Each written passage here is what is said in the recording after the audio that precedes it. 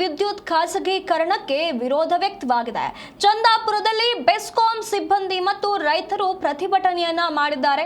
ಸಾರ್ವಜನಿಕ ಆಸ್ತಿ ಖಾಸಗೀಕರಣ ಬೇಡ ಅಂತೇಳಿ ಆಗ್ರಹಿಸಿದ್ದಾರೆ.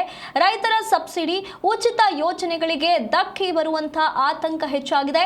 ಖಾಸಗೀಕರಣದಿಂದ ವಿದ್ಯುತ್ ದರ ಏರಿಕೆಯಾಗುವ ಸಾಧ್ಯತೆ ಇದೆ, ಆರ್ಥಿಕ ಹೊರೆ ಬೀಳಲಿದೆ ಅಂತ ಹೇಳಿ ಪ್ರತಿಭಟನಾಕಾರರು ಈ ರೀತಿಯಾಗಿ ಆಗ್ರಹವನ್ನ ಮಾಡ್ತಾ ಇದ್ದಾರೆ. ಆನೇಕಲ್ನಲ್ಲಿ ವಿದ್ಯುತ್ ಖಾಸಗೀಕರಣ ವಿಚಾರವಾಗಿ ಈ ರೀತಿಯಾದಂತಹ ಪ್ರತಿಭಟನೆ ನಡೀತಾ ಇರುವಂತದ್ದು. ಇಲ್ಲಿ ಈಗ ಬೆಸ್ಕಾಂನ ಸಿಬ್ಬಂದಿಗಳೇನಿದ್ದಾರೆ ಹಾಗೆ ರೈತರೇನಿದ್ದಾರೆ ಅವರಲ್ಲಿ ಆತಂಕ ಹೆಚ್ಚಾಗಿದೆ. ಅವರಲ್ಲಿ ಹಲವು ವಿಷಯಗಳು ಈಗ ಆತಂಕಕ್ಕೆ ಕಾರಣವಾಗಿರುವಂತದ್ದು. ಹಾಗಾಗಿ ಇದಕ್ಕೆ ಒತ್ತಾಯವನ್ನ ಮಾಡಿ ವಿರೋಧವನ್ನ ವ್ಯಕ್ತಪಡಿಸ್ತಾ ಪ್ರತಿಭಟನೆಯನ್ನ ಮಾಡ್ತಿದ್ದಾರೆ. ರೈತರ ಸಬ್ಸಿಡಿ ಉಚಿತ ಯೋಜನೆಗಳಿಗೆ ಧಕ್ಕೆ ಬರುವಂತಹ ಸಾಧ್ಯತೆ ಇದೆ ಅನ್ನುವಂತ ಆತಂಕದಲ್ಲಿ ಈ ರೀತಿಯಾಗಿ ಪ್ರತಿಭಟನೆಯನ್ನ ಮಾಡ್ತಿದ್ದಾರೆ. ಈ ಒಂದು ಖಾಸಗೀಕರಣದಿಂದ ವಿದ್ಯುತ್ ದರ ಏರಿಕೆಯಾಗುವ ಸಾಧ್ಯತೆ ಇದೆ ಅಂತ ಹೇಳಲಾಗ್ತಿದೆ.